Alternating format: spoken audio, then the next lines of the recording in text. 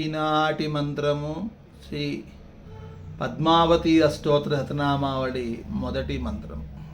ఈశానాం జగతోష్య వెంకటపతేర్విష్ణో పరాం ప్రేయసీం తద్వక్షస్థల నిత్యవాసరసికాం తక్షాంతి సంవర్ధినీం పద్మాలంకృత పణిపల్లవయుగాం పద్మాసనస్తాం శ్రియం వాత్సల్యాది గుణోజ్వలాం భగవతీం వందే జగన్మాతరం.